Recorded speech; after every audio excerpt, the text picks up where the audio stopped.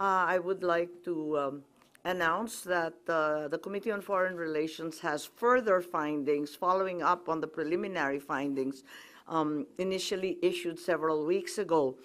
Matapos ang tatlong hearing, tatlo na naman ang aming findings at natuklasan. Unang-una, ang pag-aresto at pagsuko kay dating Pangulong Rodrigo Duterte sa ICC ay klarong may motibong politikal. May malinaw na pattern na kung saan may malalaking kaganapang pampolitika bago ang mahahalagang pahayag at aksyon ng administrasyon kaugnay sa ICC.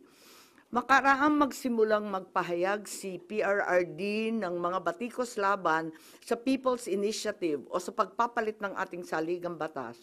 Sumagot ang ating Pangulo na ang Pilipinas ay isang open country at kikilos lamang ang gobyerno kung may illegal na gagawin ng ICC.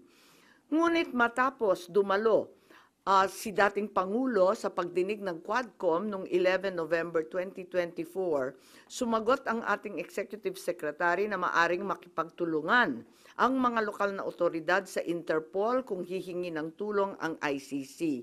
Biglang nagbago ang tunog ng gobyerno.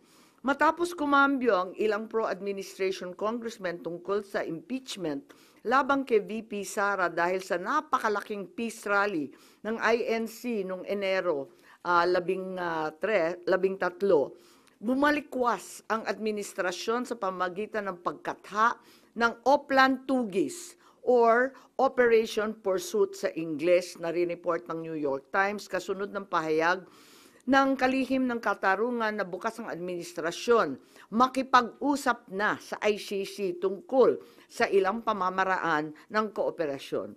Maliwanag ang pag-aresto kay dating Pangulo ay bahagi ng malawakang pagsisikap ng gobyerno na pabagsakin ang mga Duterte bago mag-2028 election pa. Ang unang malinaw na pagtangka upang pabagsakin ay sa pamamagitan ng PI na magsilbing panimula sa pagbabago ng probisyon ng ating konstitusyon para hadlangan makabalik sa 2028. Nang mabigo ito, nagmadali na siraan ang pangalan ng mag-ama.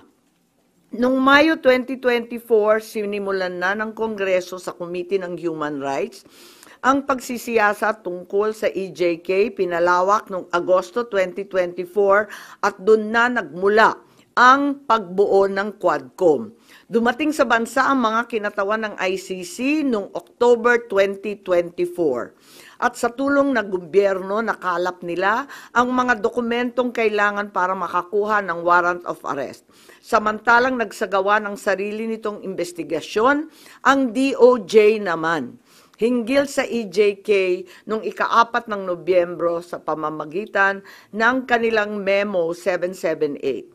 Dahil nananatili pa ring banta si VP Sara kahit wala na ang tatay niya, nagsagawa naman ang Kamara ng investigasyon sa confidential funds ng OVP at sa huli na-impeach si VP. Napatunayan ang motibong politikal na napag-aresto sa turnover kay PRRD sa pamamagitan ng mid-election final campaign sprint action plan ng Lakas CMD noong nagtipon-tipon ang matataas ng opisyal noong petsang 22 ng Abril. Nakaraang ilang linggo lamang, inilarawan ang mga nagawang mga Oplan Horus, isang operasyon na inilunsad noong Abril 2024 na naglalayong pabagsakin ang dalawang Duterte.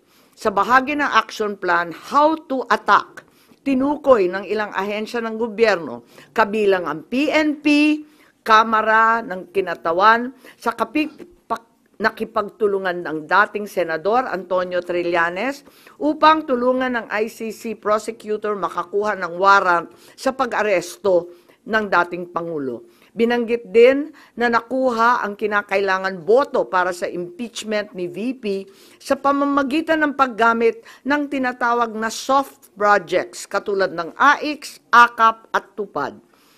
Doon naman sa bahaging following strategies and moves, tinukoy na kailangan pabilisin ang impeachment ni VP Sara at makakuha ang boto sa Senado sa pamamagitan na naman ng pamimigay ng proyektong for later release or yung mahiwagang FLR bilang gantimpala sa tamang bumotong mga senador.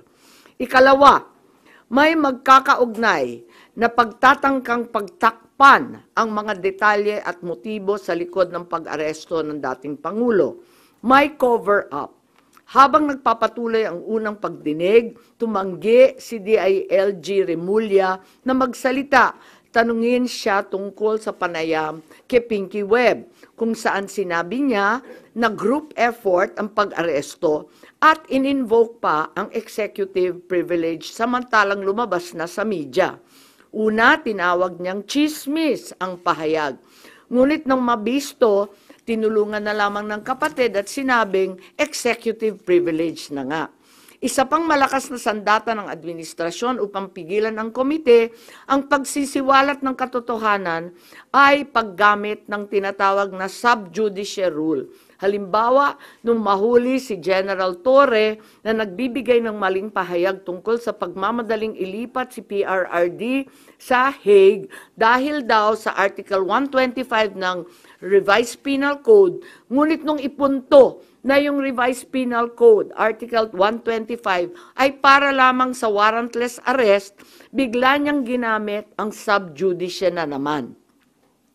Isa pang indikasyon sa pagtatakip ng administrasyon ay ang blanket invocation ng executive privilege ni Executive Secretary Bersamin upang pagbawalan lahat ng opisyal ng ehekutibo dumalo sa ikalawang hearing noong 3 ng Abril. Mas lumala pa ito nang sa hindi pangkaraniwang hakbang, tumanggi ang ating Senate President, pumirma ng mga sabpina noong araw na yon. Bagaman dumalo mga opisyal sa ikatlong pagdinig noong 10 ng Abril, ginamit pa rin ang executive privilege sa mga susunod na isapin. Kung sino-sino nag-utos ng pag-aresto, kung sino ang nag-utos ng paglipat niya sa Hague, at kung paano nakuha ang eroplano na ginamit sa paglipat. Hindi nagtapos ang cover-up sa pagdinig dahil alam din natin na matapos yon pinalaya si Ambassador Lacanlilao at hindi na naman pinirmahan yung mga sabpina. Matapos ang pag-aresto kay PRRD, lumakas ang pro-Duterte sentiment at bumagsak ang trust rating ng administrasyon.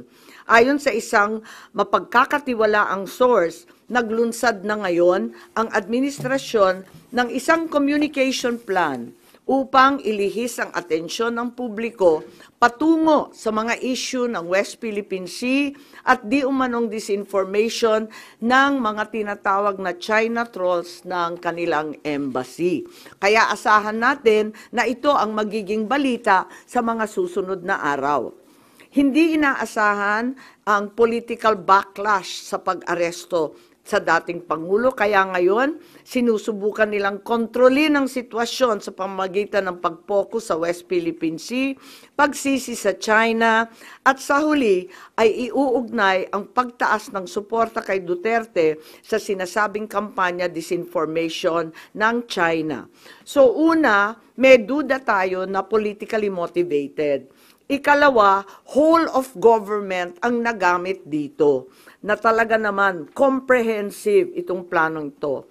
At ikatlo, ang mga posibleng managutan ng criminal and administrative charges. At iminumungkahi namin na imbestigahan ng Office of the Ombudsman ang mga sumusunod. Una, si DOJ Secretary Remulla Boying maaring managot sa violation of RA 3019, Anti-Graft and Corrupt Practices for sanctioning an invalid administrative arrest against the former president in contravention of the ruling of the Supreme Court in the 2023 case of Immigration versus Juan Wenle. Maliwanag na napakadaming kondisyon, kwalifikasyon at requirement na isinaad ng ating Korte Suprema doon. Ikalawa, usurpation ng DOJ ng judicial functions. Kahit hindi sila korte, naghahatol sila na halos sila ang naging husgado. Ikatlo, grave misconduct and conduct prejudicial to the best interest of public service. Ikalawa, baka managot din si General Romel Francisco D. Marbil, ang Chief PNP, sa arbitrary detention, Article 124 ng Revised Penal Code. Violation of RA 3019, anti-graft and corrupt practices for inducing or persuading General Torre to perform an act in violation of laws, rules, and regulations or an offense in connection with the official duties of the latter. Grave misconduct and conduct prejudicial to the best interest of public service. Andito rin sa mga nakalista at ayon din sa payo ni dating Supreme Court Justice na nagpayo sa atin na malahil si SILG Secretary John Vic Remulla ay maakusahan din ng arbitrary detention katulad nung iba. Violation of 31.9 for inducing General Torre and Marbil to perform an act in violation of the Constitution and our laws. Ikatlo, grave misconduct and conduct prejudicial to the best interest of public service. Ang ikaapat na maaring patawan din ng kaso ay si General Nicolas Torre III. Maaring managot sa arbitrary detention.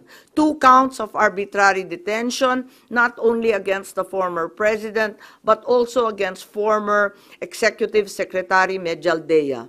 Ikalawa, violation of RA 7439 for not allowing the former president to be visited by VP Sara, both his daughter and his named counsel, and for forcing the former president's lawyers to leave him. Also, the violation of 3019 for allowing himself to be induced or persuaded by General Marbil or SILG Remulla to perform an act in violation of law, rules, and regulations in connection with his official functions. Grave misconduct and conduct prejudicial to the best interest of public service ay maaari ring ipataw laban kay General Torre. Ikalima, Ambassador Marcos V. Lacanilao. Maaring managot sa usurpation of official functions, Article 177 of the Revised Penal Code, pagsisinungaling sa ibang kaso at perjury sa ilalim ng Article 183 of the Revised Penal Code, false testimony in other cases, and perjury in solemn affirmation under Article 183 of the Revised Penal Code, at conduct prejudicial to the best interest of the service. So ito ang further findings namin. Hindi ko masara yung investigasyon kasi marami pa ring mga issue katulad ng sinong tumulong sa ICC, yung tungkol sa eroplano na nanatiling bukas at masalimuot.